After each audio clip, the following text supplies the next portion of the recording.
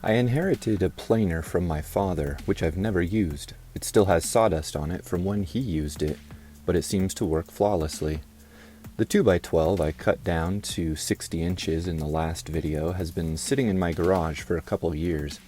As such, it has become slightly cupped. I placed the cupped side down to flatten the rounded side before flipping it over to remove the cupping.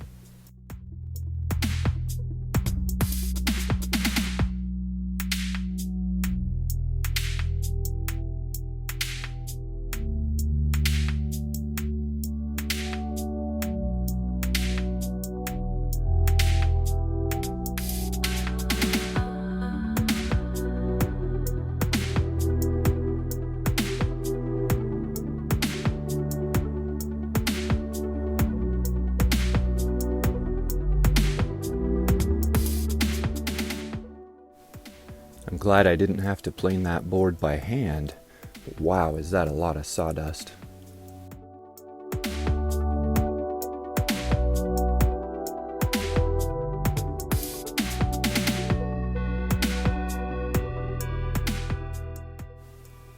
I decided to cut a 15-degree angle into the bottom of the legs to save people from stubbing their toes due to the legs sticking out further than the bench top.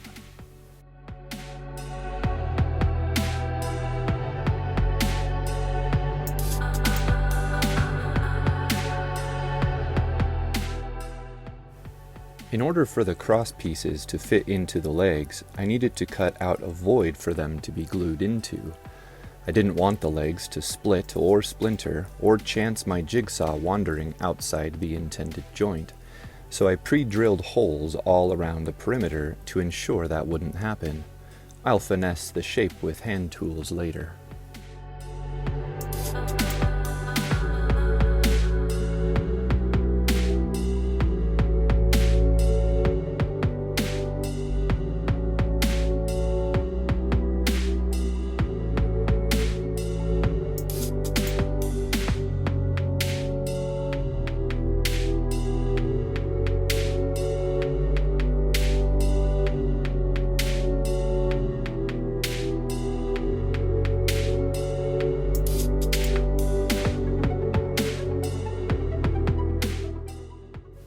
The bow tie cross pieces I made from redwood in the previous video needed to be refined to fit into the joint and to make them look better.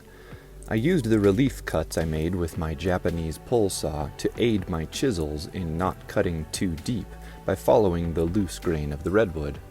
It worked like a charm. You can see how well my chisel just walks down these steps to the flat center.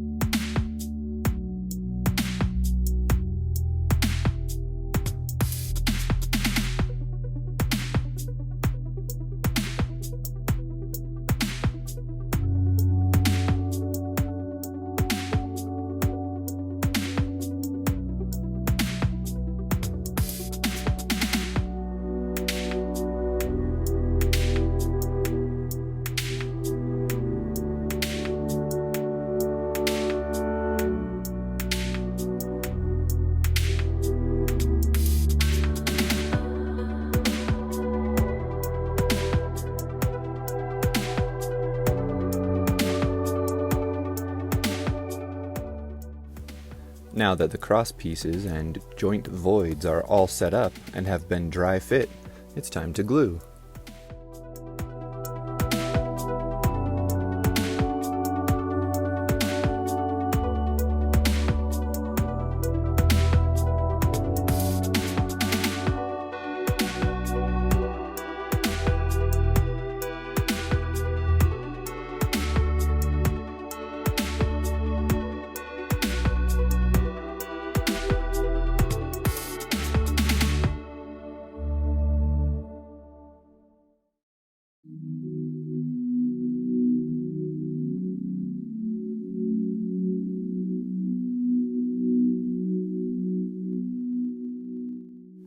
I didn't notice when I originally cut this 2x12 down that there's a crack running with the grain through the center of the board.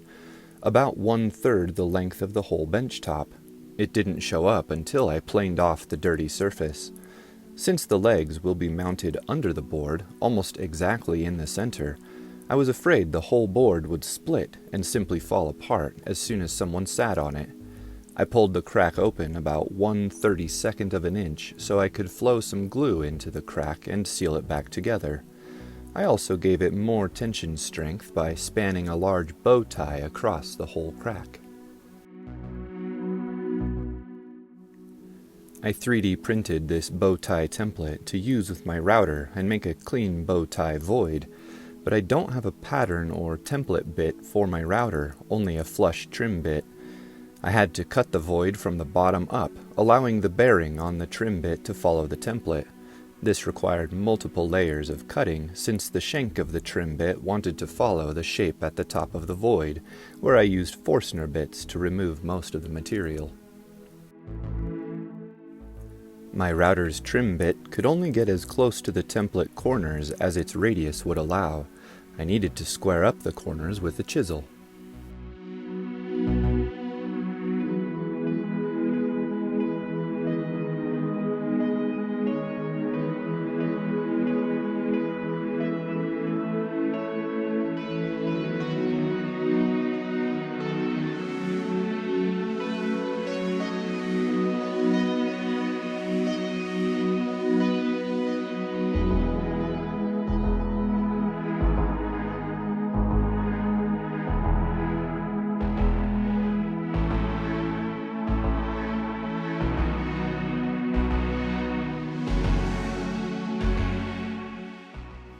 I used my table saw to cut the bow tie from a piece of rough-cut cedar, again hoping to make a fun design detail out of a required structural part.